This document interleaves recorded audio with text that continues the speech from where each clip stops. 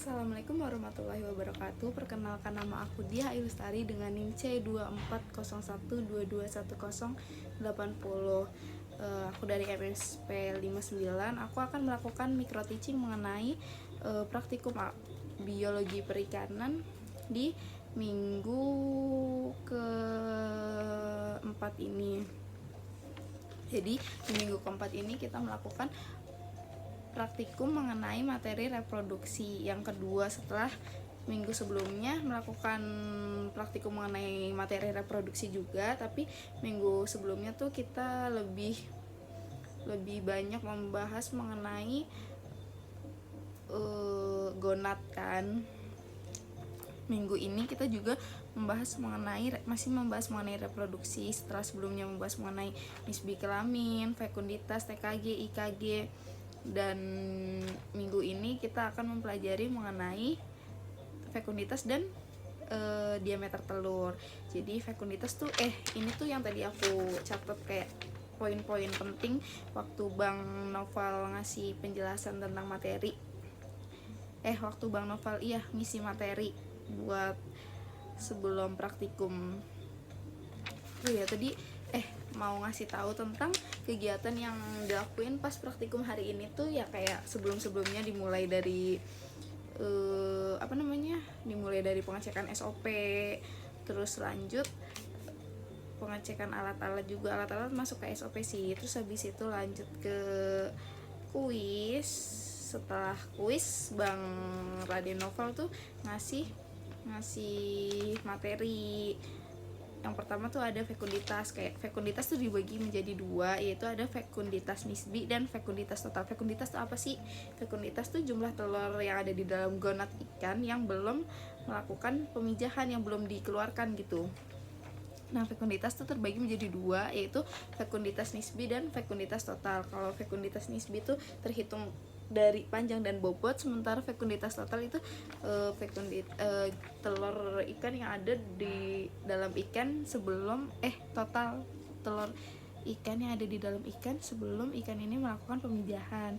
Terus metode yang dilakukan dalam fekunditas tuh ada 3. Yang pertama gravimetri, yang kedua volumetri, yang ketiga ada gabungan.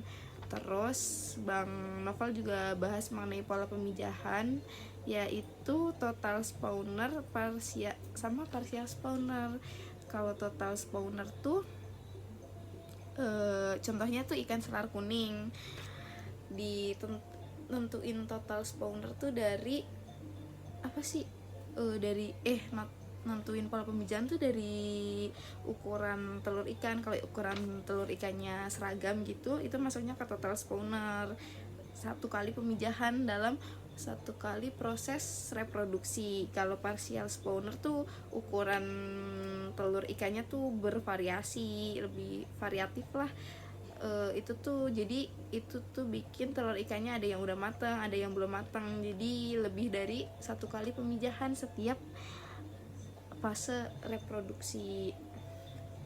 Terus tadi prosedur kerja di laboratorium tuh satu kelompok dibagi dapat 3 spesimen gonad. 3 spesimen gonad tuh dibagi-bagi lagi menjadi 3 bagian kan. Anterior, terus ada lagi middle sama posterior. Terus kayak dihitung masing-masing bagian tuh diambil 1 cc. 1 cc itu sama dengan 1 mili sama dengan 20 tetes untuk mewakili seluruh bagian telur. Terus habis itu jadi yang pertama tuh gonadnya diburai. Gonad yang udah dibagi menjadi 3 bagian itu tuh diburai pakai aquades di cawan petri. Terus habis itu setelah diburai dipipet, dimasukin ke preparat. Terus habis itu diamati dengan mikroskop. Mikroskopnya tuh beda kayak mikroskop yang lainnya, karena ini tuh mikroskopnya ada pengukurnya, pengukur panjang sama lebarnya gitu. Terus habis itu dicatat satu bagian gonad itu tuh ada 50 telur yang diamati. Terus kisaran panjangnya tuh dicatat buat nanti dibikin di laporan, kayak gonad yang kita dapet tuh masuk ke total spawner atau partial spawner.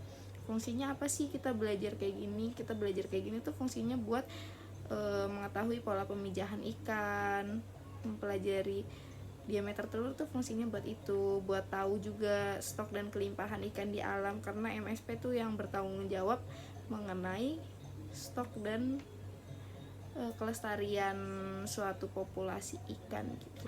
Terima kasih. Wassalamualaikum warahmatullahi wabarakatuh.